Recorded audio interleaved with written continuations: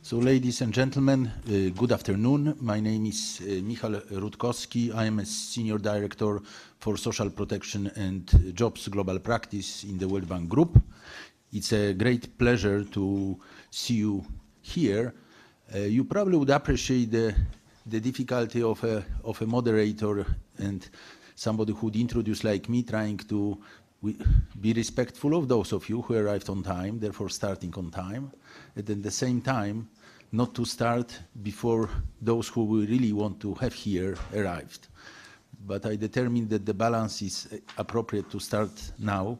So welcome again. And in a way, saying that it is a great pleasure to welcome you here has always this grain of salt that what we are going to talk about this afternoon has both aspects, big aspects, which are phenomenally conducive to development, and this is the migration part, and aspects which are often associated with pain and suffering, and this is the refugee part.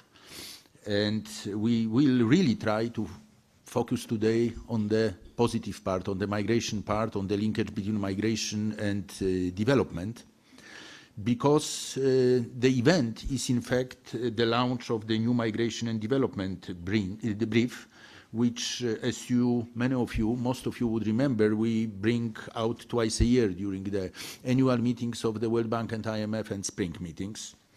This year, in addition to the customary release of new estimates of global remittance flows and projections, the brief, which is 28 in the series, also reports on new data related to recruitment costs and then addresses topical issues of migration.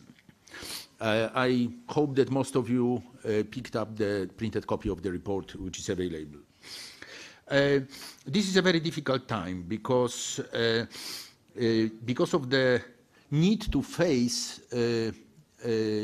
the reality and form strategies how to react to large movements of both refugees and migrants. We are at the crossroad in which many states are preparing for negotiations to elaborate a global compact for safe, orderly and regular migration, which ought to be adopted in 2018 at the Intergovernmental Conference. And this compact should be, we hope it will be, a huge contribution to global governance because it is expected to present a framework for international coordination on migrants and more generally on human mobility and dealing with international migration in all its aspects. And look at it both from the point of view of the promotion of sustainable development on one hand, and then secure financing on the other hand. And then there is a parallel process of preparations for a global responsibility sharing on refugees.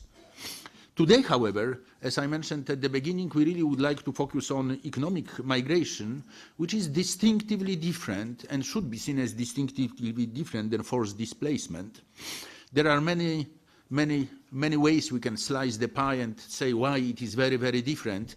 I just bring one to your attention, that migration, economic migration, is an intrinsic force for development and part of development. This is something which we expect to see, and when we see successful migrants contributing to the economies of countries they arrived at, and very often, more often than it's reported, countries they left behind, we should be happy because this is development happening. And typically, and this evidence shows it very clearly, that migration yields huge benefits for countries both of origins and destinations. And then look at the proportions. There are 250 million international migrants. Within that, 23 million max are refugees. So we are basically talking on a situation that the 90% of international movement of people is actually driven by the desire to find a job or a better paying job in a foreign country. As much as headlines for all the right reasons are captured by forced displacement, where really development happens when a majority of action, this is migration in order to get a better job or better paying job or a job. There are huge problems associated with migration. I am saying it's a force for development, but at the same time, we need to focus on those problems. Income gaps, social and economic inequalities, demographic imbalances. They are drivers of migration, but they also are symptoms of the problems in societies and across the world. Moreover, what's important to realize that the poorest of the world, and in the World Bank Group we focus on poverty, and the poorest of the world tend to migrate internally as they cannot afford the costs associated with international migration. So we have here a very interesting paradox, which is that what really matters for the poor is internal migration, but we hear much more about international migration than internal migration. But even much more than about international migration, we hear about forced displacement. So in a way, if you see the order of that, what really matters for the poor comes at the end of that order, because of the way I think our attention is captured through the news. This is why I am so happy that we today can focus on really what matters, where the rubber hits the road in terms of the poorest. Very briefly, let me just tell you that in the World Bank Group, we try to focus on several dimensions of migration, but let me mention basically 4 aspects of that: financing migration and development programs, addressing fundamental drivers of migration, maximizing benefits and mitigating risks associated with migration in line with SDGs, and in particular in that area on reducing remittance costs and reducing recruitment costs. And finally, providing knowledge for informed policy making. It should go without saying, but I say it anyway, that the multifaceted nature of migration really requires us working together with so many of organizations you represent here, UN organizations, multilateral development banks, civil society, the private sector. We hope we are doing it to as good as we can, and we want to hear if we don't. We really view migration through the lenses of poverty and sharing prosperity while respecting human rights. That's the lenses which we provide on the area of migration, and a unifying framework of thinking about this is the Global Compact for Safe, Orderly and Regular Migration. Now, I have now in front of me a long list of things which we are doing as the World Bank Group in many countries on many continents, and I'm not planning, in the interest of time and respect to our outstanding panelists, to go through these lists, but the list points to the fact that we are involved in the areas ranging from devising seasonal programs for workers from the Pacific Islands in New Zealand to low-skilled labor migration in Kazakhstan, or assessment of bilateral agreements that facilitate migration in many places. So whenever we are needed, we try to come up with the most creative and most solid analytical framework and practical politically to implement. Our current work very much also includes the issue of how to mobilize remittances and diaspora resources for trade, investment and technology transfer as a way to open new markets. So let me propose with this focus on benefits of migration, while not being blind to costs of it, let me propose the following agenda. We start with the short presentation. Dilip, it's got to be short, of the migration and remittances and development brief. This is, after all, the core of what we are discussing here. Dilip will have maximum 10 minutes for that. And then we move on to our panel discussion. And at this point, after Dilip Ratta's presentation, I will present our stellar panel on the left hand of me. I don't think that Dilip requires any presentation as far as you are concerned, as with huge regularity he is bringing those migration and remittances reports to your attention twice a year. So Dilip, the floor is yours. Go ahead.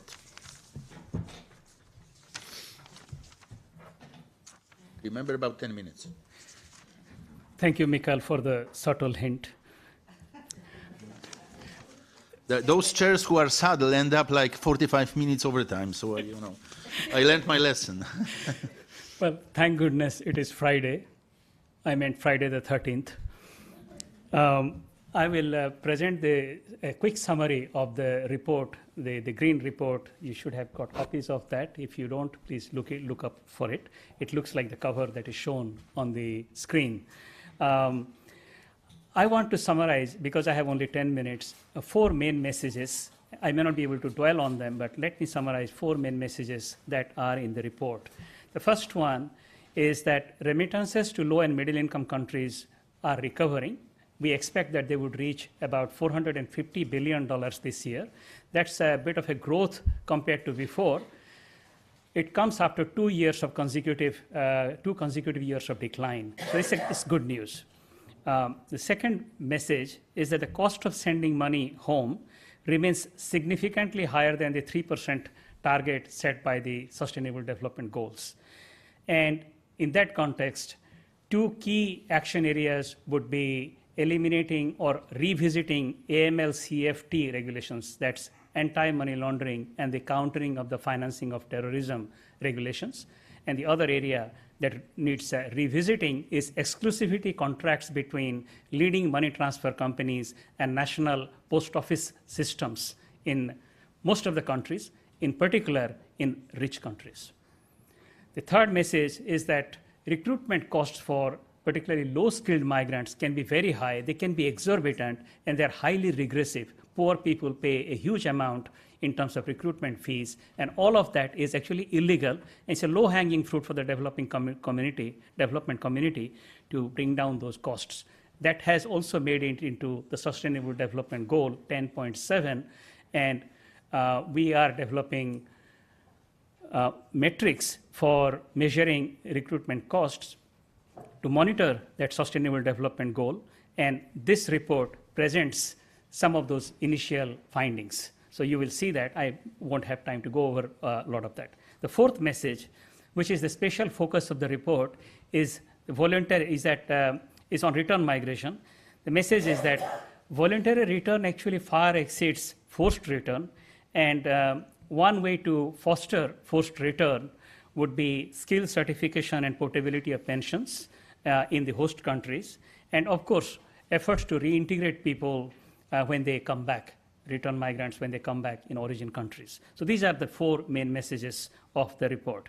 So the first part, remittances to reach $450 billion. The red line, you have seen that, compare that with the blue line, that's the official development assistance, and compare that with the yellow line and the other line, which kind of gyrate.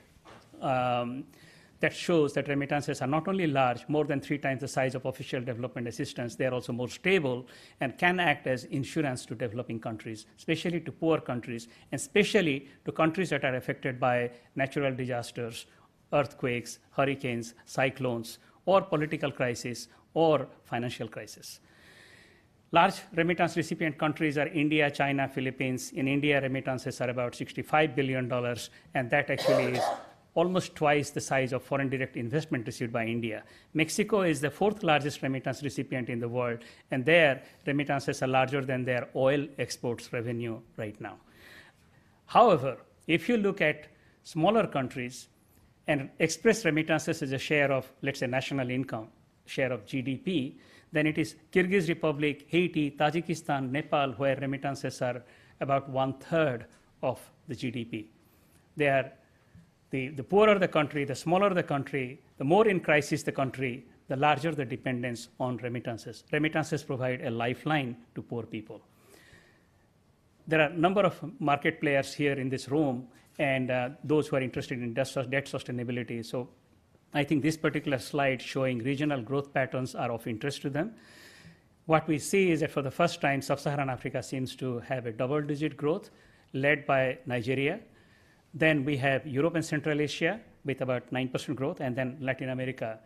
Other than Latin America, in other parts of the world, ECA and Sub-Saharan Africa, a large part of the growth in remittances might be actually more apparent than real. Take the example of remittances going out of Russia to Tajikistan, Kyrgyzstan, where in ruble terms, remittances have actually decreased. In dollar terms, they have increased because ruble has appreciated against the dollar. That is the sense of saying it is more apparent than real. The real risks remain. In particular, there are 2 risks that remain. One is the risk that there is now in a number of countries a wedge between official rate and parallel market rate that drives money underground. And the other risk is that in a number of countries there is anti-immigration sentiment that also means risks for migrants in many ways, and they will go underground and money will go underground again. That also means remittance flows would slow. Remittance costs remain very high. In sub-Saharan Africa in particular, they tend to be close to double digit. Within sub-Saharan Africa, where remittances are probably about half of the remittances received by sub-Saharan African countries are actually coming from other sub-Saharan African countries. Remittance costs in intra-Africa corridors could be double digits, could be even 20% sometimes.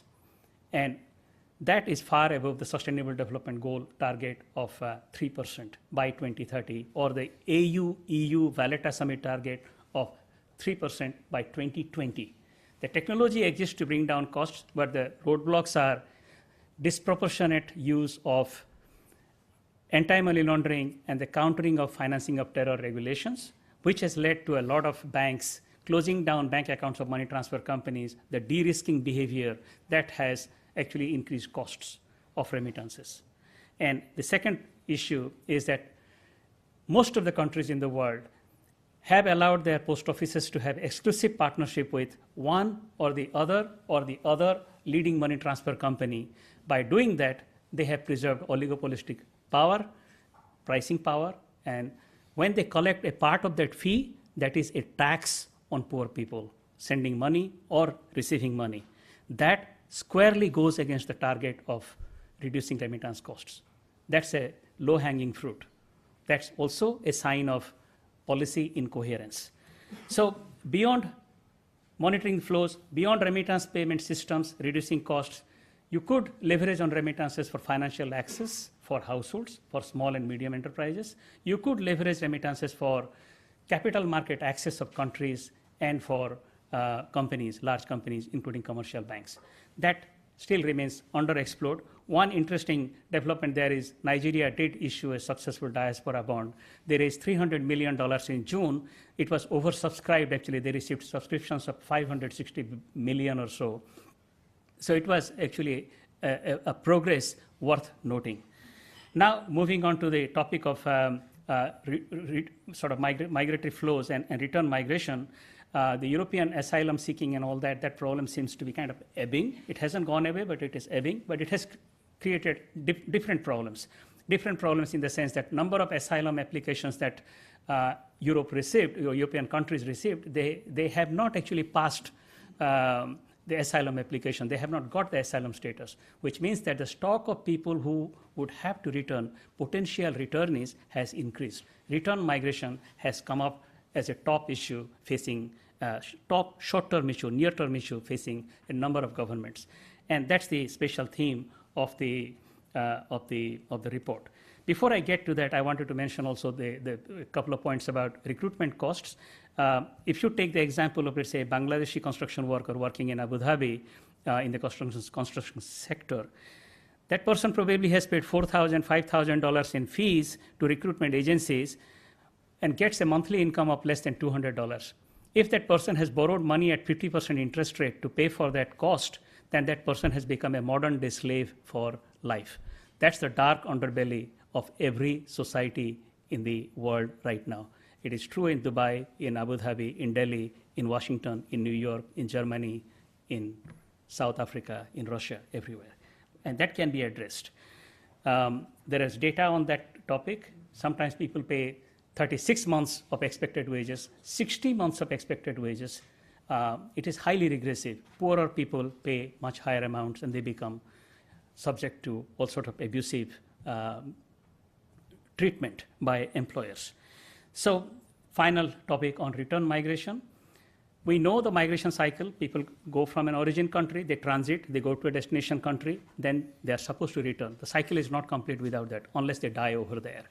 The transit migration and return migration is completely understudied. So I am not actually particularly proud of the return migration section, which is the special focus of our report, because there isn't anything out there. Despite the fact that hundreds of billions, maybe even trillions of dollars have been spent on return migration programs, we could not come across any publicly available evaluation of those programs. And this is sad. We need to explore this topic. So here are a few vignettes from the extensive work we did surveying the literature. Potential returnees, meaning those who were detected to be undocumented, and you add up the flows, that number of potential returnees, the stock has been rising. It has risen quite fast in Europe, mainly because of the asylum seeking, those applications sort of being rejected. But also it has increased in the US. The numbers are quite significant. And the phenomenon of deportations, forced return is not only applicable to, or not only happening in Europe or only in the US, it is all over the world. Saudi Arabia on average annually deports about 528,000 people. South Africa deports about 187,000 people. So does South Korea. The number looks 21,000, looks small, but as a percentage of its migrant stock, it is significant, more than 5%. So there have been situations of episodes of mass expulsions all over the world. We know them. We know the issues with Germany in the just after the war. We know the issue between the partition of India and Pakistan. But there have been such mass expulsions in Ghana, in Zambia, in Uganda, Nigeria, Serbia, Kosovo. Things like that are happening all the time. Things are happening now as we in many countries. And this is a phenomenon that has been there. We have not studied it enough. Forced return poses a lot of challenges to destination countries in terms of loss of outputs and in terms of fiscal costs, administrative costs borne by the government. And we need to understand them a bit. So a general point that I could make, but it is a hypothesis, I can't vouch for it, is if migration is beneficial, as Mikhail pointed out, return migration couldn't be that beneficial, right? Unless it is voluntary. Voluntary, okay. Not voluntary, not good. That would be my main point. So basically, that's where I would stop. I just want to say one word about Nigeria's diaspora bond. They did the diaspora bond with 80% success. I won't give them 100% marks, but it is a great beginning. They got first class. They would get A. We can leverage that further and take it to 90% or more with some bit of global coordination and help. And that's where I want to leave you with a 100 billion financing idea for development. This is not from this brief. This is from a brief that was done in 2015 in time for the financing for development Addis Ababa Action Agenda at that time. And this is, I want to leave you with a positive note. You could actually mobilize somewhere around $50 billion by mobilizing diaspora savings through diaspora bonds, reducing remittance costs from 7.2% currently to maybe 1% or 0 could give you $20 billion plus in the hands of poor people. Reducing recruitment fees paid by low-skilled migrants can give another $20 billion. It can save $20 billion more for poor people, poor, very, very poor people. And then there is diaspora philanthropy on which there are no estimates. There you go. You have a $100 billion financing idea. If you want something more, you could use future flow securitization deals to actually mobilize huge amounts of diaspora, huge amounts of funding. It's not diaspora funding alone, but all kinds of funding, including diaspora funding. And for Africa alone, the estimates could be $4 billion to $25 billion per year. Thank you. Thank you. Thank you very much, Dilip, for the very crisp presentation. You probably know that expectations were very high, given that you are an esteemed TED speaker, and many in the audience, I'm sure, watched your TED talk. And you delivered on those expectations. It's, in fact, much more difficult to have a chair like me and deliver within 10 minutes than have a TED talk. So in those tough circumstances, you delivered very crisp messages. Thank you for that. And I am also would like to commend you for being so explicit about what you are not proud of. Typically, speakers leave this section out of the presentation. So thank you for that. Now I am going to turn to our esteemed panel. And what I'm going to do, allowing Mr. Shetty to have some time to, and thanking him for arrival, but to get adjusted to our circumstances, what I'm going to do is to ask them to answer 3 specific questions, which you can appreciate they probably will not. Instead, they say something what they want, but still I say those questions because I think they are absolutely central to the agenda. One is, what do successful return programs really mean? What are the lessons learned and success stories from countries which have been able to re-attract their migrants? And what can be done to reduce recruitment cost for low-skilled labor migrants? To the extent to which it is possible, please take into account those questions, and at any point in time in the World Bank we are very open to you basically telling us what can we do better to address migration. We are extremely open to that, so feel free to comment in any form on that particular topic. I ask our panelists to go from those who are expected to have a perspective that is more focused, or has particular lenses, to a truly global one. Therefore, we start with Mr. Alejandro Celorio, who is a head of section Hispanic and Migration Affairs in the Embassy of Mexico to the United States. And among many other things, I have long CVs of our panelists, but I only have time for one-liner. He works on promoting of integrations through 50 consular offices. So this is a very, very important and interesting perspective. We start with him. Then we move to Laura Frigenti, who is a director of the Italian Agency for Development Cooperation. And for us in the World Bank, as we say, once with us, always with us. She will always be known for us as one of us. As more than 20 years, she was a member of the staff of the World Bank, including very senior position in our institution. Then we move to Ingrid Gabriela Joven, who is Director General of the Department for Global Issues in the Federal Ministry for Economic Cooperation and Development, BMZ, in Germany. And I don't know whether Ingrid Gabriela also wants to hear that, but she is also one of us. As among many other distinguished offices, she was an executive director representing Germany in the World Bank. And then we really become truly global, and we ask Ambassador William Lacey Swing, Director General from the International Organization of Migration, to give us his global perspective. And by that time, our esteemed guest, Sudhir Kumar Shetty, President of United Arab Emirates Exchange, I'm sure he will have recovered, and I will introduce him for his special last intervention in the panel. The panelists will not be happy to hear from me that they have 8 minutes each, and I will be showing them signs if they go over time. Alejandro, you go first. You have 8 minutes. Please go ahead. Thank you very much, Zizan. This is a great opportunity for the Embassy of Mexico and for Mexico to share some ideas.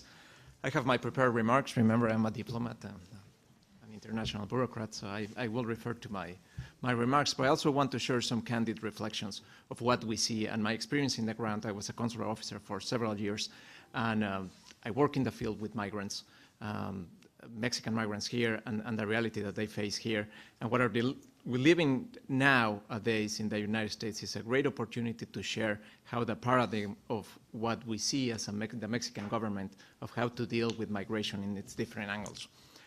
So as you all know, the geography of Mexico put us in a position of being a country of origin, transit, destination, and return.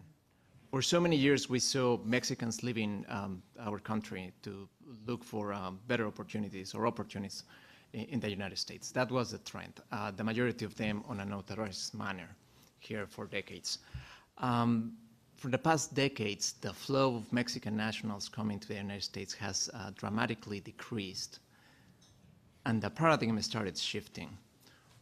Less Mexicans coming to the United States on an authorized manner, more Mexicans looking to come with a temporary workers visa to work in the agricultural sector and non-skilled sector, H-2A and H-2B visa programs.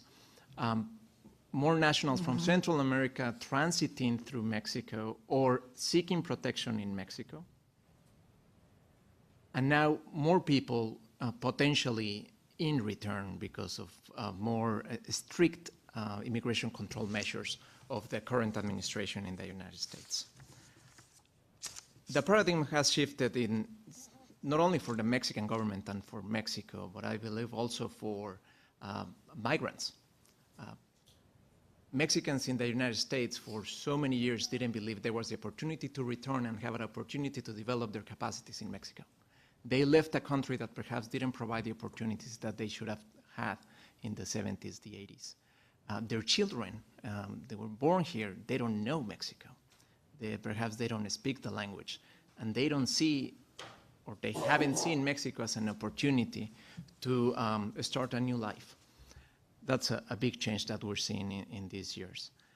Migrants in transit are seeing Mexico from a different perspective, not only as a territory of transit, but also an opportunity to seek protection. Our own asylum system is, in a very fast pace, is trying to build up a better system of asylum to offer the protections that migrants are looking for. So the opportunity for them is, if you're escaping certain situation, you don't have to come all the way to the United States to seek protection. Mexico is also there for them. We're working on a fast and accelerated pace since 2014 with the optic of unaccompanied minors and families. Mexico, with the longest tradition of asylum and refugee, hadn't seen the arrival of these numbers of people, and we are on it. Another change of a paradigm.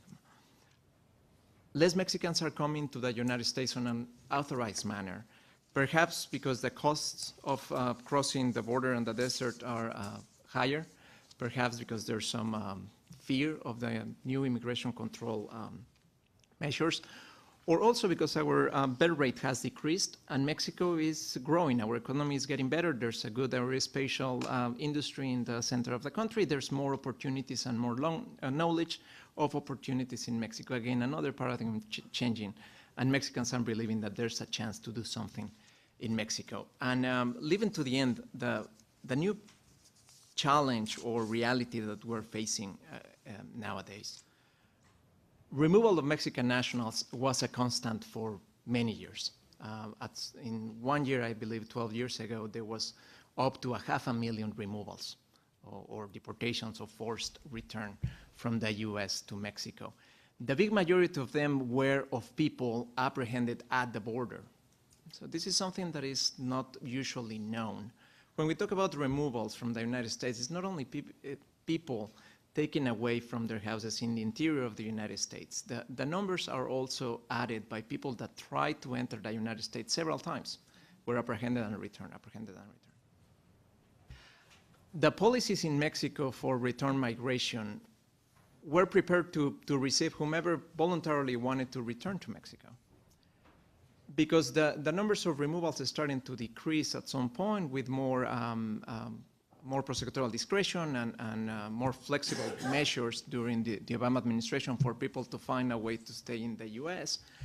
Our policies, we weren't demanded to build policies to receive and reintegrate Mexicans the way we are needing to prepare nowadays. The kind of migration that we might see in the future when the immigration control policies come in effect.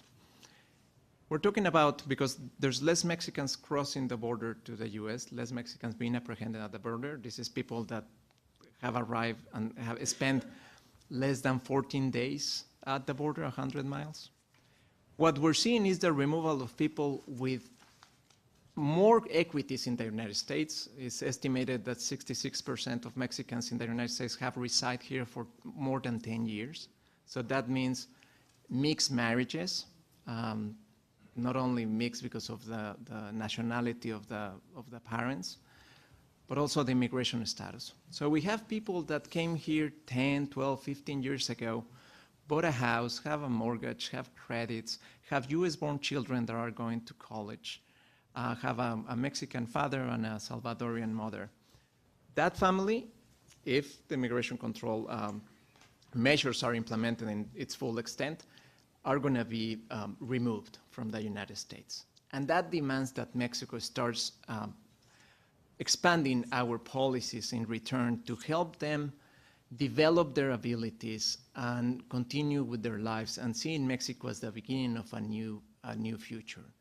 And when we talk about these families, and I would like to take the time of my presentation to leave a reflection of the kind of migrants of return we're seeing.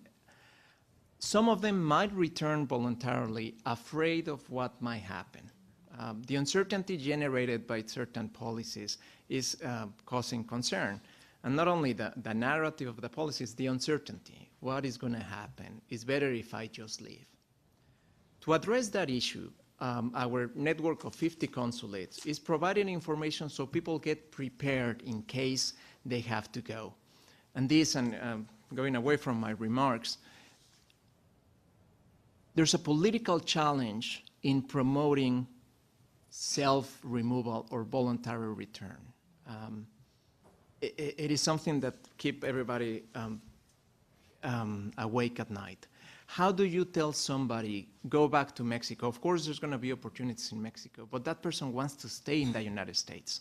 We need to find the balance in between being a foreign government hosted by the United States.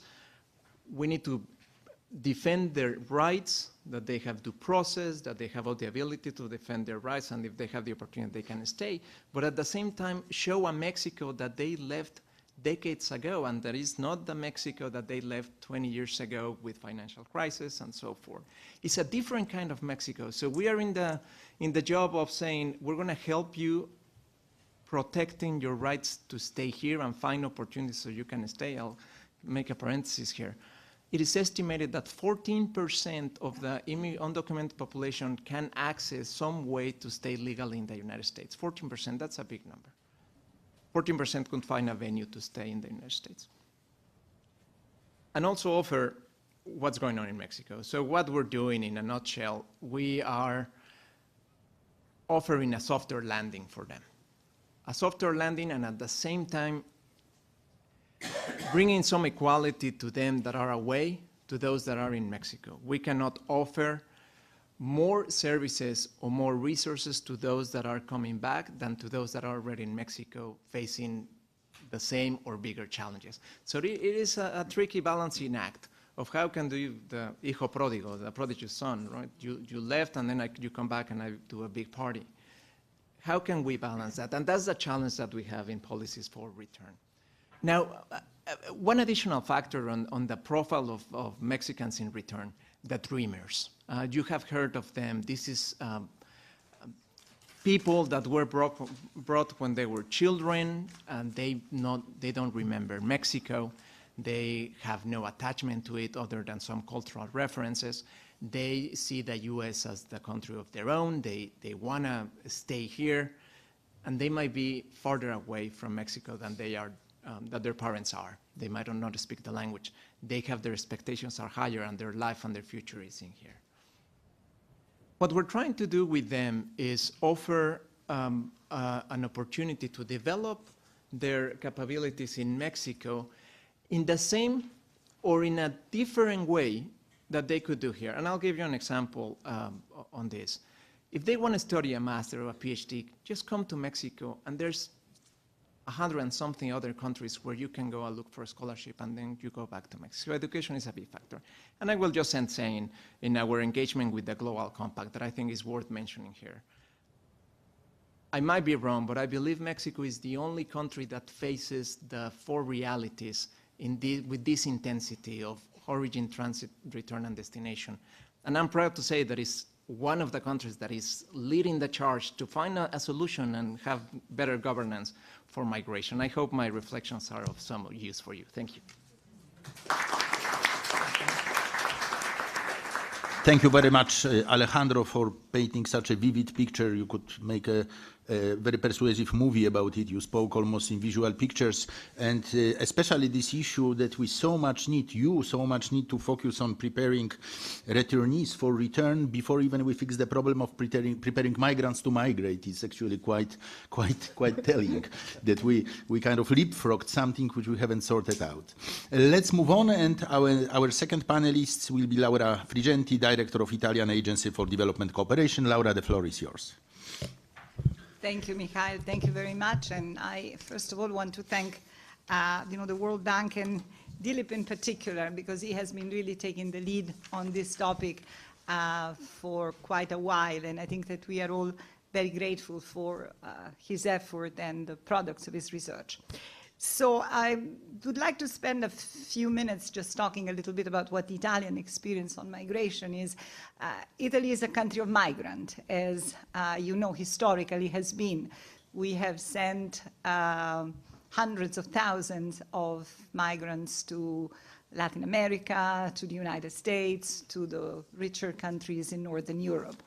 And we thought that we knew quite a lot about migration. And the reality is that what happened in the past few years has really tested our understanding of what we knew and our understanding of ourselves as a nice, good people, tolerant, open, and welcoming society. It was very clear that some segments of that society were not open or welcoming or nice people. And I think that that really forced us in the government to really try to use each and every instrument that we had to try to understand, first of all, I mean, how we could find a way of depolarizing this issue within our society.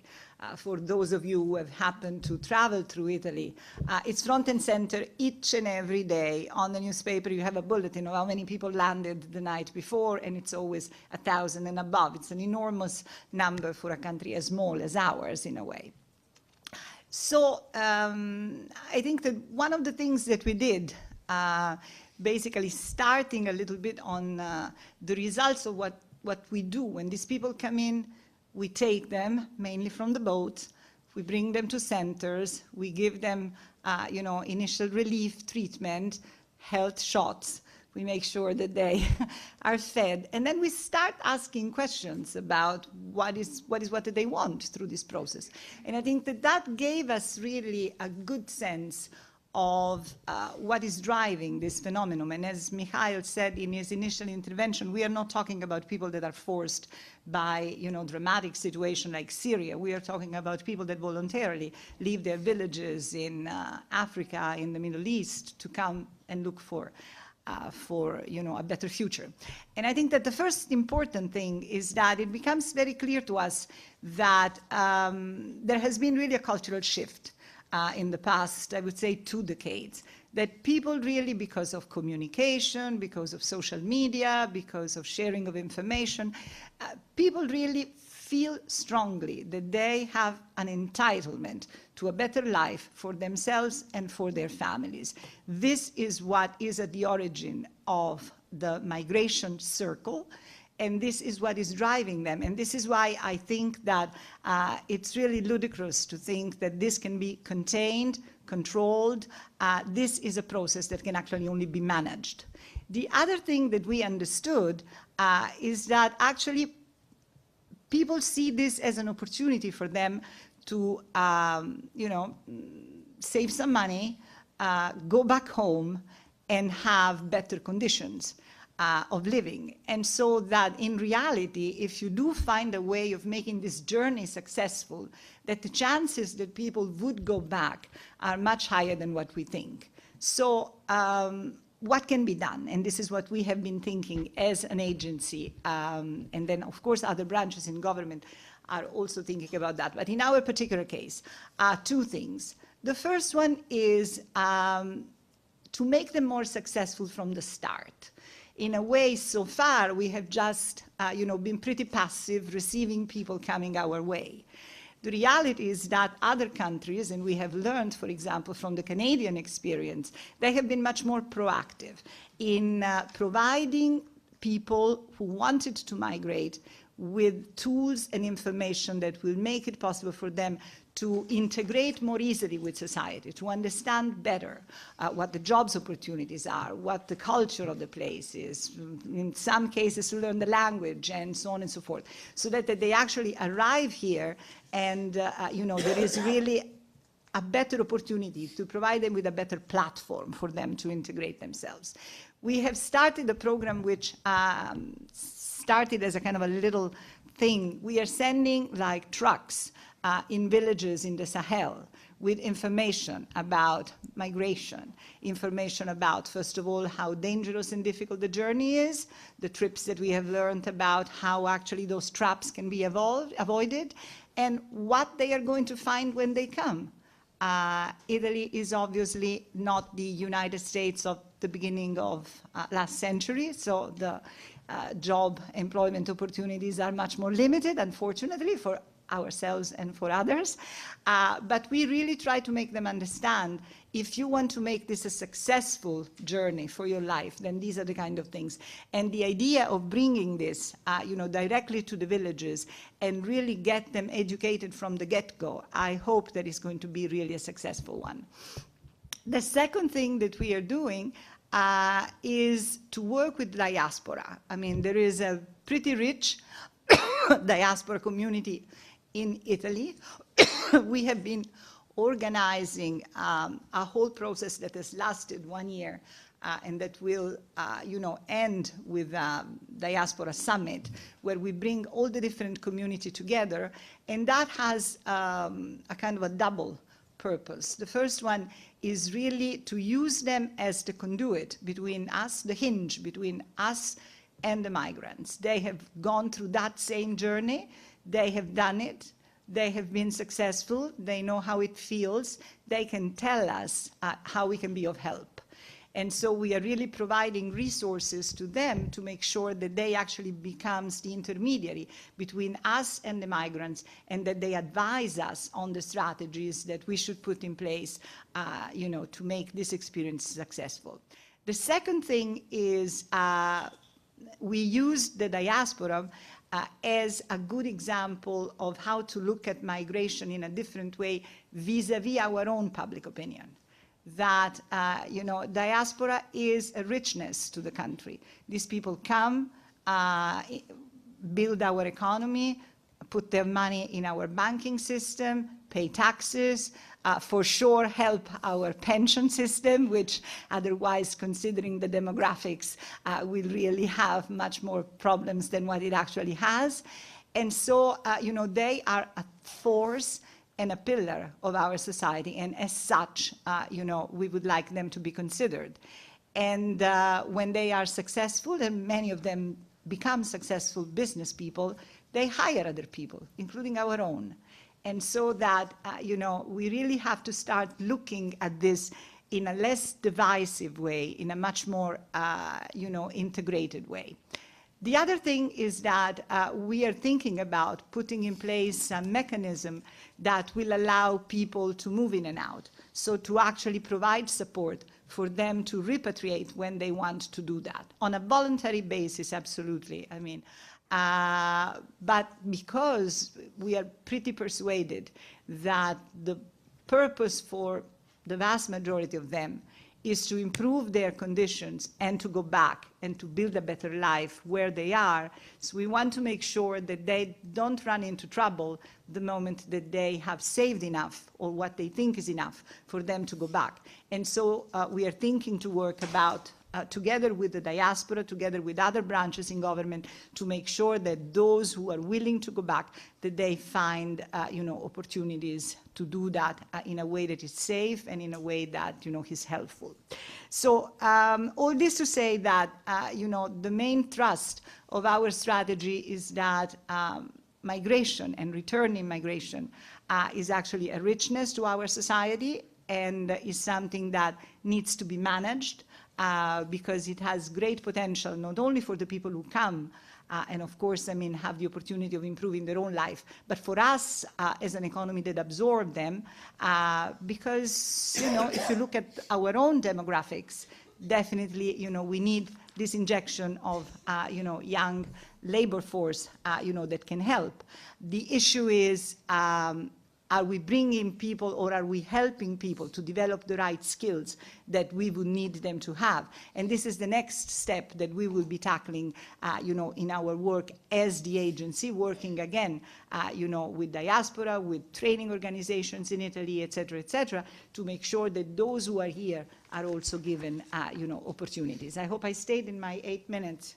Thank you. Thank you very much, Laura. Thank you very much. I will long remember your unequivocal statement on the richness and potential that migrants bring to Italy, and the creativity of solutions. Some of the solutions you talked about, like using information for potential migrants out there, and then the use of Diaspora to help with their experience to shape the public opinion in Italy, I found really thinking outside the box, and something which is so good to hear. Let's now move to our next panelist, sitting next to me, Ingrid Gabriela Joven, Director General of the Department for Global Issues in a very famous agency, which is BMZ, famous because the commitment to development of the Federal Ministry for Economic Cooperation and Development in Germany cannot be underestimated. We benefited from that for many, many years. The floor is yours. Thank you, Michael, and many thanks also for the introduction of the report. I would like to start by underlining how important these analytical and knowledge pieces are, because I think they bring much more rigor into the debate that we are facing at home, at the international level. And by the way, all the facts speak into the benefits that migration and circular migration may bring to all societies. And I think this is a message that we have to spread out, make this more known. And the facts and the figures, they speak for themselves. So many thanks again for an important piece, and we are happy to support your work in this respect. I was asked to share a specific German experience with you that is quite recent. We have actually, in our contact with refugees and migrants in Germany, but also through the many visits of refugee camps in Africa, etc., have made one clear-cut experience. That, of course, many migrants, or even refugees, if it's possible, I mean, they are thinking about returning to their home countries.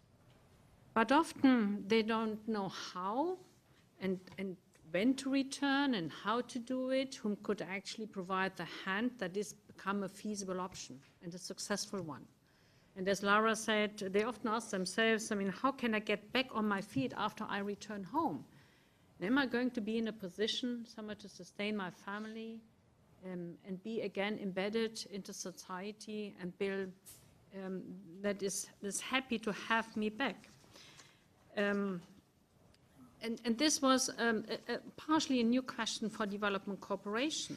On the other hand, looking into our own portfolios, we have worked for many years, for instance, to give support to developing countries for business startup, for skills training, for labor advisory services, to shape a labor market that is more conducive to a growing labor force that is young and ambitious. So we were asking ourselves, so we have this certain knowledge about how things could work on the ground in partnership with developing countries. Why don't we bring this experience more into play when we have to deal with these specific needs? And of course, I would like to underline, when it comes to development agencies, we only deal with voluntary returns. So this is the business case that we have in the forefront of our minds. So we have started to do something pretty new. And I would say it's an experiment. And I take your point that we should regularly monitor what works and what doesn't, and reflect this in our own doing. So our program is based on 3 pillars mainly. The first one is that we identified the need to start to prepare people that want to go home. So we started with a better pre-departure counseling in Germany. So how to do this? In Germany, we have a richness of very decentralized agencies. These are all non-public civil society organizations that provide advice, legal advice to refugees and migrants. And we have embedded into those advisory services so-called reintegration scouts.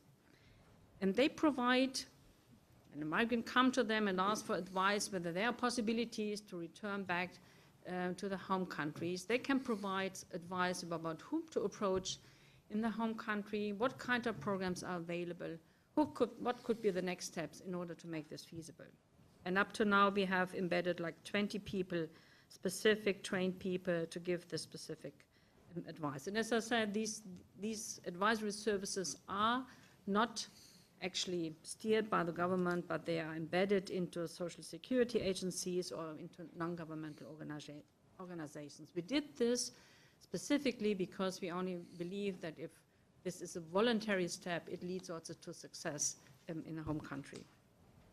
We have built up, of course, with modern IT, all kinds of web pages that provide additional information, hotlines where people can talk to, so that they can easier get the information they require.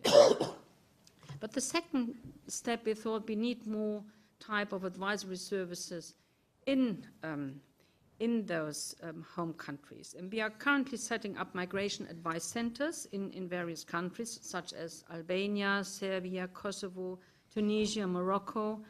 And this year, additional centers are going to be built up in Senegal, Nigeria, and Ghana. They are to follow. In those centers, actually with specialized staff, tailored advice on the options available to returnees are being provided.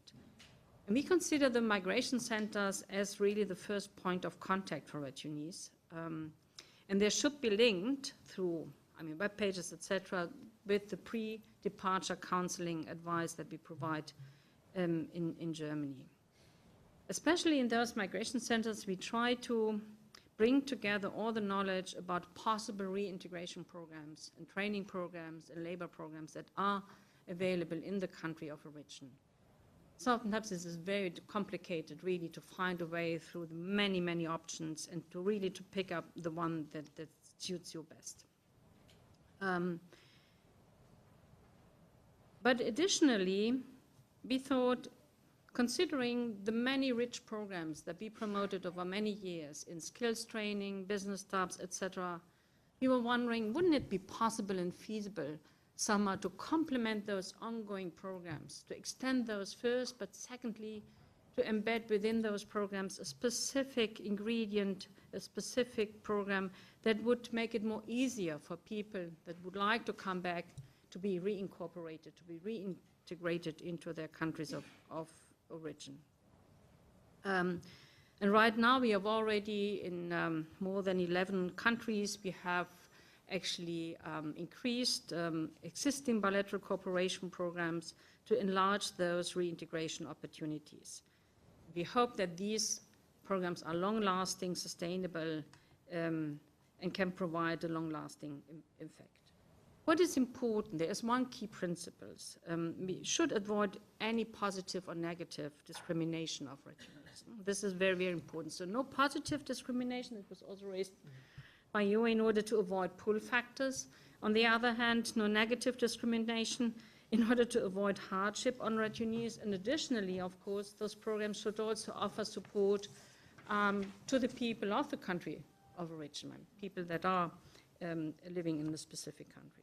So we have started this like 12 months ago, so we are still in the scale-up phase. We are regularly monitoring whether this program meets sufficient demand. Let me finalize my input by underlining one specific point. I think we should, as development agencies, concentrate much more on South-South migration. And again, the facts that were introduced at the beginning speak to themselves. And therefore, the German Development Corporation has started now to work with African organizations to equip them better, either to revise regulatory frameworks that place an impediment to the local labor markets, or to equip them better to facilitate South-South migration, or to provide them an additional hand that human rights issues are better observed while migration takes place from country to country. So we have started to provide specific promotion programs to IGAD, to the African Union, to the West African community. And I think we should much more invest into those areas. I think this is the future of the migration policies that we would have to develop further. We are too much focused simply on North-South, something that is a little bit too rigid and doesn't exploit the huge potential that migration could bring to peace and security in many regions. Many thanks. Thank you very much, Ingrid, Gabriela. can't agree more about with your focus on South-South migration. But also two other things which you said, I think speak to the creativity. First is Migration Center for returnees there, but also this embedding advisory services for migrants in the social security services is again something which require further consideration, because maybe a very creative way of going about dealing with migrants in a productive way. Let us now move to Ambassador William Lacey Swing, who is Director General of International Organization for Migration, and therefore, by the nature of IOM, looking at the whole world and its issues, challenges, and opportunities related to migration. Ambassador Swing, the floor is yours. You have 8 minutes, though. Thank you very much, Mr. Chairman. Good afternoon, dear colleagues. It's really an honor to be with you, and I'm very humbled to be on such an important panel with these distinguished speakers. I've learned a great deal and want to carry that conversation further. I guess a couple of points, maybe 3 points. First of all, I think it's important to look at what this issue in terms of the setting in which we're involved. We're looking at a world on the move. We've never had so many people on the move as we have today. We're using figures of 250 million in terms of international migrants, probably a gross underestimate, but it's there and we use it. The vast majority of those are moving in a safe, regular, and orderly fashion. But you've got 66 million or more who are either refugees or people on the move in other categories who are mainly our concern. Having just come back from Libya and Yemen and seen the suffering of migrants there, having looked at the statistics last year, 5,000 deaths in the Mediterranean, 3,400 in 2015, and 2,700 already this year, one clearly has to conclude that some of our policies simply are not working and they're stuck in the past. We also know what the driving forces are. We have 9 linked series of armed conflicts from West Africa to South Asia, with no hope in the short to medium term to have a solution to any of these, who continue to push people out. 10,000 people just died in Yemen, cholera killing another 2,000. So the driving forces are clearly there. We have degradation of the environment, which will add further elements. We have the digital revolution. People know where to go, how to get there. And we have distance shrinking technology. So all of this means that the driving forces are there, and even if you go home, the driving forces will probably still be there, unless, as several of the speakers said, we do something about the root causes. The Global Compact on Migration, coming out of the New York Declaration of last September 19, will hopefully bring us toward a better understanding of how to manage migration in a humane and responsible manner in which we share responsibility. I wanted to be a bit parochial and give you some idea of how our organization, IOM, is managing the question of returns. We've been doing returns for about 40 years. We average generally about 35,000 to 40,000 returns a year from over the world, but the vast majority have always been from Europe, returning primarily to Africa and Asia. With the large number of people coming into Europe in 2015, 2016, however, last year we did 94,000, 56,000 from Germany alone, which has had to bear the brunt of the numbers coming in. We added a second R, assisted voluntary return and reintegration, somewhere along the line, because we realized if you simply return people and you don't give them a chance to reintegrate, it won't work. So they return voluntarily, with dignity, no negative stamp in the passport, and some money to be respectable and to get life started again. I saw a Mongolian man in Ulaanbaatar several years ago. He'd been returned under one of our programs. He was running a leather working shop with 35 staff, and I jokingly said to everybody after that, he'll come back again, but he'll come back in business class. So that is what we want. And if we don't do that second R, it's not going to work very well. So I think that's one thing I would want to say. Let's also look at deportation. Not only is deportation inhumane, is also very, very costly. I have some figures here. I might share them with you. For returns from the United States, Canada, the figures are about $15,000 for a deportation. The cost of a return under our program is about $1,500. The same is true pretty much throughout the world. So not only is it a better way to go with voluntary return, it's also very, very economical. So it seems to me that we've got a case to make here for this. We have tried to support better information flow to migrants so that they understand the risks of putting themselves into hands of smugglers. We have several thousand people in detention centers in Libya. We've returned 7,000 of them already because they really wanted to go home, and you can understand why. We've returned 4,000 from a way station in Agadez, Niger. European Union, the High Representative and I signed an agreement for 200 million euros last December 15 to establish similar way stations from Senegal to Cameroon so that we can do three things. It's all focused on saving life. Number one, to try to find out if any of them are actually have claimed a refugee status, and we turn them over to our traditional partner, UNHCR. Secondly, to warn them about the dangers of smuggling, the risks to their lives, so that they won't go there without that knowledge. And thirdly, for those who are weary from the journey or think they maybe made a mistake at that point, we'll take them back voluntarily with money to get life started again. So these are sorts of ways that we're trying to address the question. I wanted to address a couple of the other R's here. The question of recruitment. We've got a program now called the International Recruitment Integrity System, because I'm sorry to say that a lot of the recruitment industry for migrants are not only corrupt, in some cases criminal. They will take a young woman and say, we've got a job for you as a domestic in a home. They get there, passport's taken away, they go into a brothel. A young man, they'll say, we've got you this job, it's a great job, you go there, passport's taken away, and the first 2 years of your earnings go back to the recruitment agency. Migrants should pay nothing to recruiters. Companies and firms should pay. If they want them, they should pay for them. So we've got to work on that, and I know, Dilip, you're addressing this question too. And of course, I'm sitting with the world's expert on remittances, but I want to say a word about that. Dilip is absolutely right. The costs are unconscionable. People, hard-earned money.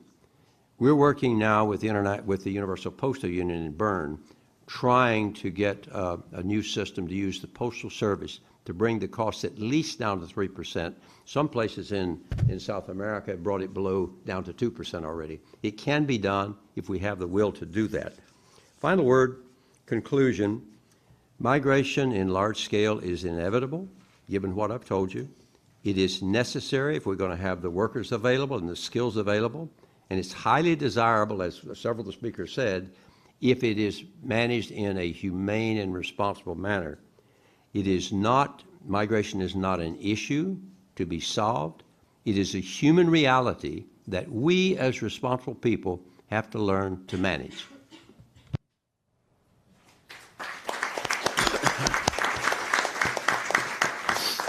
Thank you very, very much.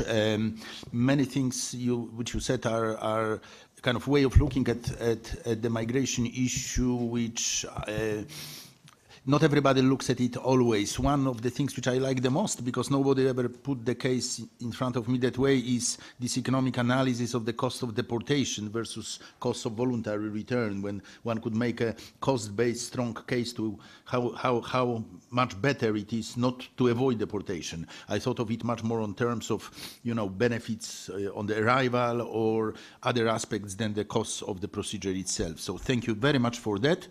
And let me now, last but not least, move to our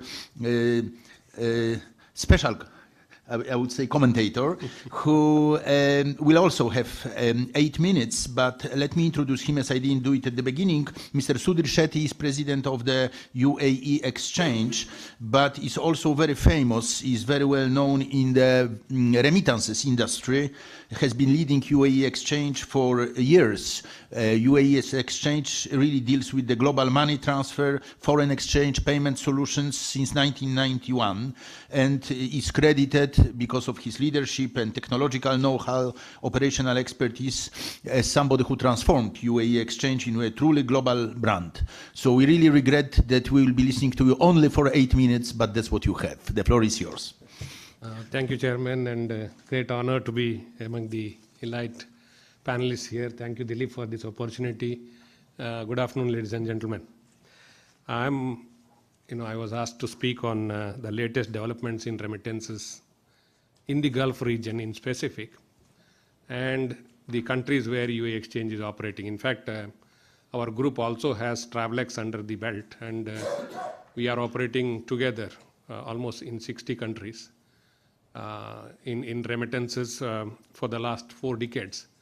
We also have a product called Express Money in the group, which is instant cash payout, which operates in 165 countries with 180,000 locations. But let me narrow down my entire topic to the Gulf region, how it operates, and about the remittances, remittance costs, what are the challenges, opportunities, digitalization. In fact, India is the largest recipient of remittances over the years. Last year it was around $63 billion. 50% of that flows from the Gulf countries. We have almost more than 6 million Indians working in the Gulf countries. In UAE alone, we have 190 nationals, in excess of 190 nationals living and working. That's a fertile market for remittances.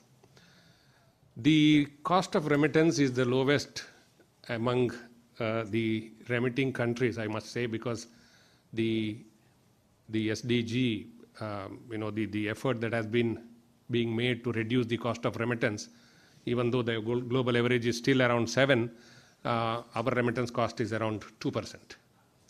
This is basically because we were one of the early adopters of technology, and we used the technological advancement to scale up the operations. So we thrive on numbers. So there is no remittance fee in proportion to the amount of remittance. It's a flat fee. That's why as a percentage it is very low. Now, the remittance industry as a whole is undergoing a challenging period because of the de-risking of the banks. The compliance is becoming tougher. The political, decisions are making things very complicated. In fact, we were operating in Sudan in the past, and we have a lot of Sudanese working in the Gulf countries as teachers, lawyers, qualified people, but they never had a formal channel to remit back to their countries. We started operating in those countries and started providing a formal channel, and the US sanction made us to move out of that country, cease our operations after about 9 years of our operation. And now suddenly the sanctions got lifted, but in the last 9 years, all those people who moved from the informal channel to formal channel had gone back to informal channel. Now the challenge is we have to go there, start over, entire thing over again, and then to bring these people back to the formal channels. Now, why I bring up this particular issue, of course, it's not very peculiar to only one decision on sanction. Time and again, these sort of decisions really affect our industry as well as the communities. The danger of this is that the people are going to the informal channels, and we have no control over the transactions. It's so difficult, again, to re-establish what you have done in the past. Apart from this, the people who migrate because of political uncertainties, they do not carry proper documents with them. And despite the fact that we know that these are all genuine people who are working on a daily wages, sending money back to maintain their families, but because you don't have proper documents, you will not be able to handle the transaction. We are always thinking about why do we, get into this individual home remittance space. Let us leave that space, beyond the political decisions of the countries. Because we, as operators, we have the technology to track the system. We have the technology, the KYC policy, KYCC policy. And then we also know that these are all small amounts of remittances, around $100 to $200 a month. And these people come to our counters every month to remit back home because there are multiple mouths waiting there to get this money, across.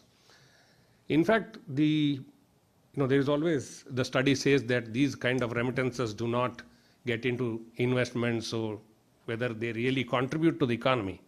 But I must say, most of these remittances, especially from the Gulf region, goes out to the far-flung areas of those countries, whether it is India, Bangladesh, Philippines, Nepal, Africa. In all these countries, it is going to the far-flung areas where the poor people, they are putting a lot of money into the education of their children. Now we have instances where the second generation of those migrants, their entire profile has gone up considerably. I had a driver with me for 17 years. His son is a software engineer. We had a messenger boy. His son is a medical doctor. Now this is what the remittance has done to those families in the remote areas. And this is definitely, I think we need to put an effort to see that this flow should not be interrupted because of political reasons. The other area I need to touch upon is the recruitment cost that Mr. Singh was mentioning.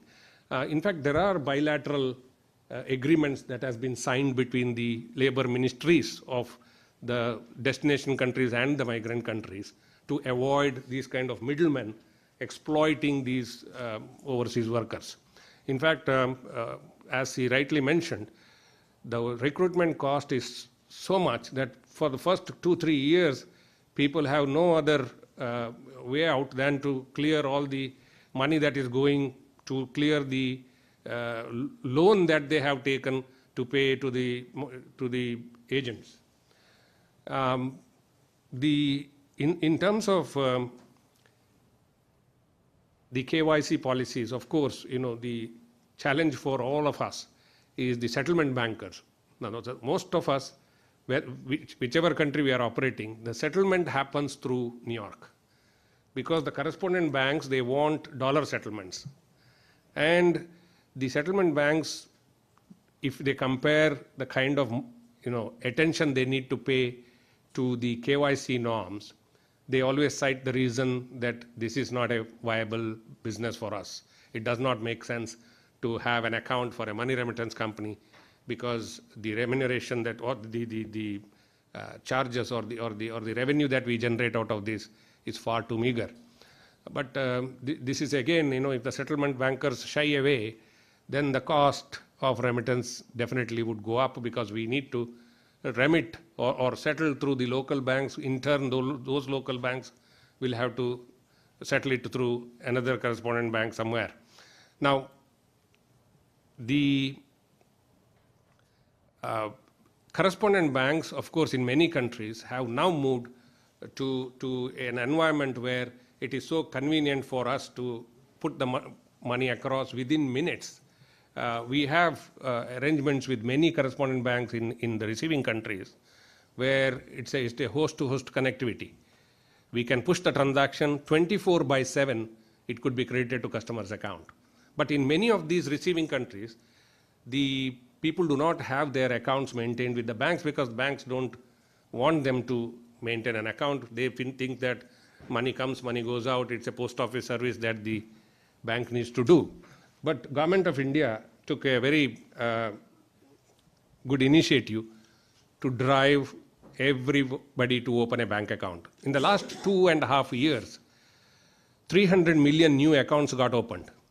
Now, what is happening because of this?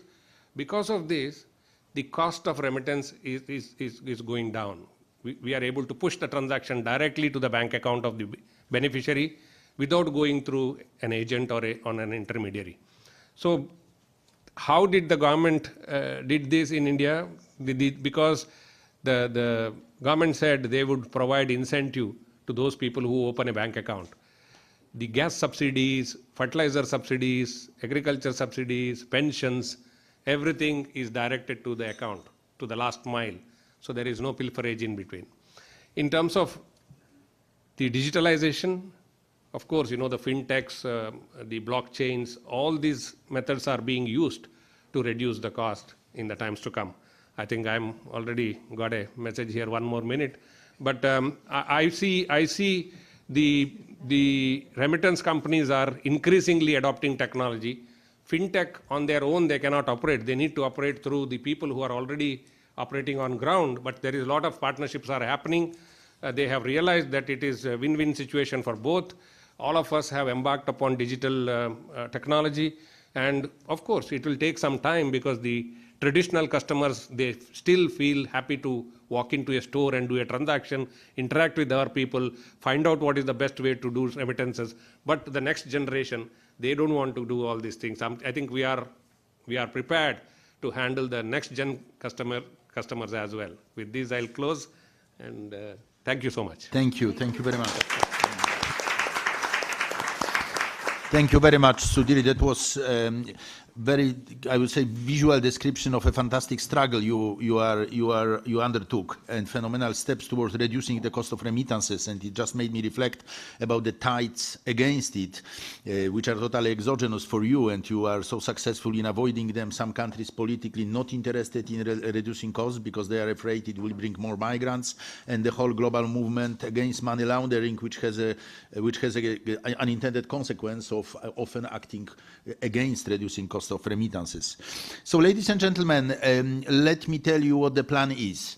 I can extend the session to 2:10, but I cannot guarantee that all the panelists stay. That's the first statement. So I am doing it, but don't mind those panelists who cannot stay and either are leaving or will leave before. Still, I would like to open for questions and answers.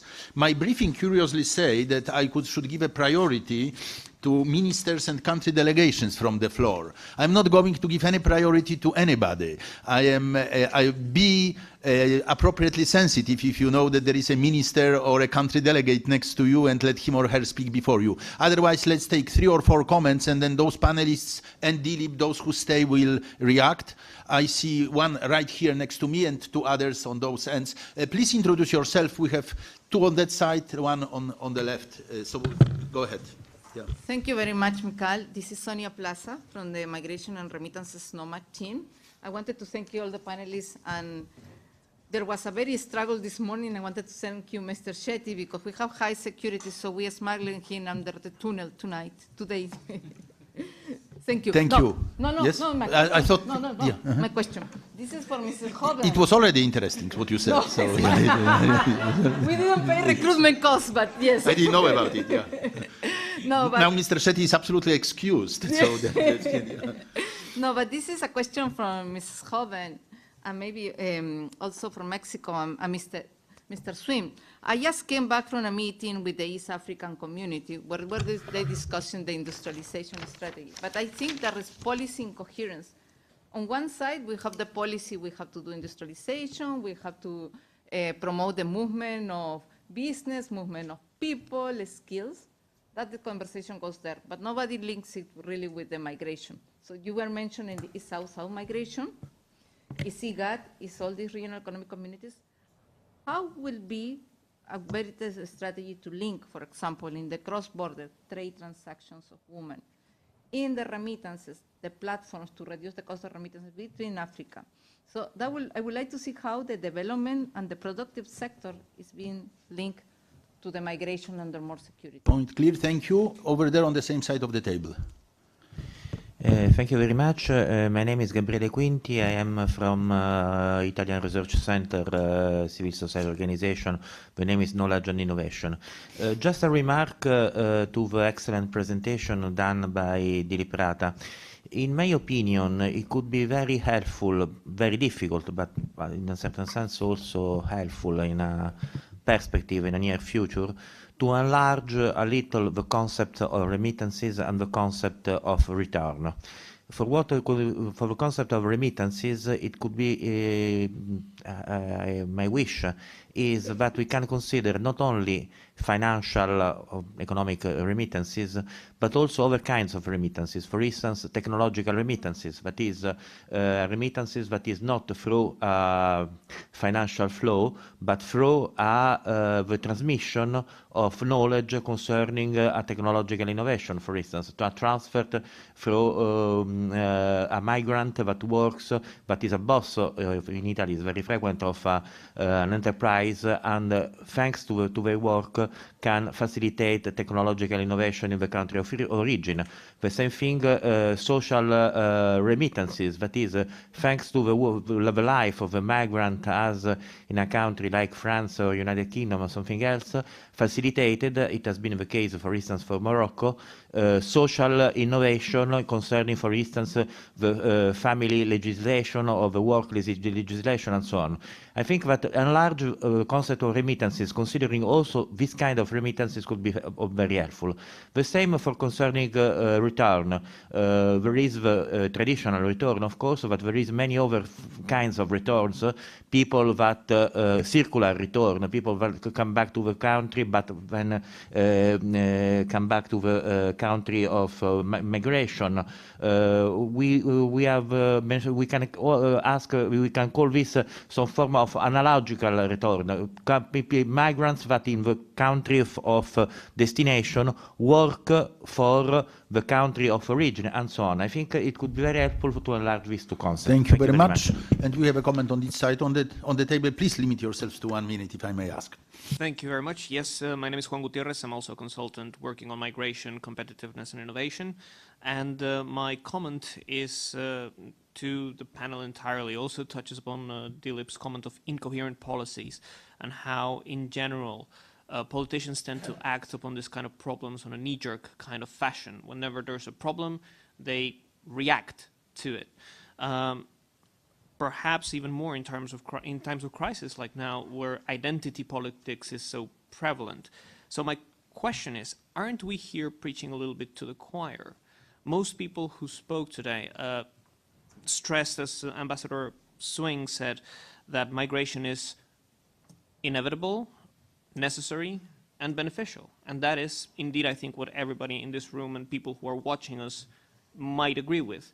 My question is, how can we reach the other people who don't think the same way? And shouldn't we be focusing as part of our collective efforts in launching some sort of public advocacy campaign in favor of this image of migration as inevitable, necessary, and beneficial? Thank you very much. Thank you very much, Juan. Questions were to the panelists and to Dilip, so I asked who of the panelists would like to comment. Please limit yourselves to 1 minute, and the floor is open. Ambassador Swing, please. Thank you very much. Thank you very much for your statement. I'd just like to comment on the last one. You're absolutely right. Where we're failing is in getting governments to recognize the realities before us. You know, the average woman in Niger has 7 children. The median age is 14. The median age in the European Union is 47. We know that our societies are getting older, more people dying and being born, and that that those remaining are getting older, like myself, and that the tax base is shrinking, the jobs can't be filled, and skills aren't available. So therefore, there needs to be a commitment to public information, public education, and talking about the government's plans. This would be the idea. We have to use the social media, and we have to come back. This is the real problem is coming back to an historically more accurate description of migration. That historically it has always been overwhelmingly positive. But today, the atmosphere is toxic. We got a lot of work to do. Thank you. Please. Yeah, very briefly, I think when we speak with partner organizations in Africa, as has been the case also in European countries, to speak about migration regulations, South-South migration, is still a sensitive issue. It's not that easy to handle it. And I think the only way to embed this appropriately is that we take a bigger picture. It's not only about one specific issue that might be perceived as in the self-interest of some developed countries. We have to embed this also in a very coherent policy package from the broader partnership. So I think the compact with Africa, a different cooperation between the European Union and Africa actually, this is going to provide the platform where actually migration issues are better placed. And at the side, we have to deal with the infrastructure needs, the trade issues, the education issues at the same time. It's not just one, we don't have a silver bullet for the migration issues. And I think this also has to be realized so that we don't actually single out specific measures that are destined to fail because we have to take a broader view. So this would be my solution, and this is our approach when we speak with our partner countries in Africa, to take a broader approach that embed also other policy areas. Thank you. Thank you very much.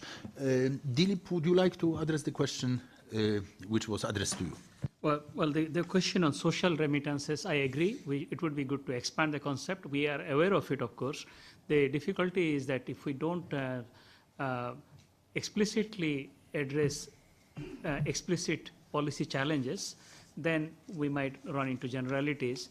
And we have had some struggle in terms of how to leverage or harness knowledge transfers, technology transfers. In that area, there is not a lot of concrete action. There is some, but not a lot. On circular return, the research is and the data are still in the preliminary stage. We need to collect more data, but I agree, we need to understand that more. There was a question about incoherent policies and public advocacy campaigns. Very well put what you said. I want to just say, and this also complements what Ambassador Swing said, if you take the demographic projections, 2.1 billion people will join the working age in developing countries by 2050. That's the UN population projections. If you take current employment rate and assume that that prevails in each developing country in the year 2050, only 1.2 billion jobs will be created. 875 million people will be looking for jobs. They are not all coming to the north. It has to be south-south. It has to be not only in their country, all over the world. Migration pressures now are enormous because the current stock of international migrants is 250 million only. I mean, give and take a few million, but we are talking about an order of magnitude different scale of problem. I'm not saying that because World Bank needs to scale up this activity, so we scale up the problem. No, it is coming. The giant wave is coming our way. We need to prepare for it. That said, there is an individual in, let's say, Ohio or whichever country it is we are talking about, who says that he has been affected or she has been affected by immigrants taking the job. If that happens to be the face on CNN, but on Fox as well, in every country of the world, elections are won or lost on that basis. So public advocacy campaign is extremely important, but I think we have to combine that, complement that with direct interventions, keeping in mind those few individuals who are impacted anywhere in the world.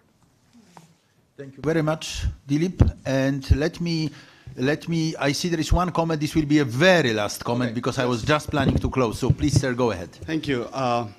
Thank you, Chairman. I'm Kailash Pokhrel. I'm member of Nepali delegation. My quick question is, it seems sometimes it seems that we are celebrating the remittance industry from the country's perspective, but there must be a study to share or highlight rather that impact of remittances or migration on the agriculture and manufacturing, and what's the comparative pros and cons there, and this has to be sometimes need to be highlighted. That's just my. Thank you very, very much. This is a comment for, it's a further thought for analysis, and I think very well taken, in fact. Let me end by saying that I think it was a very, very rich session. It's so easy to say for a chair that it's impossible to summarize. So I will summarize by saying, please pay attention to so many innovative schemes and to so many ideas that were put forward by the panelists.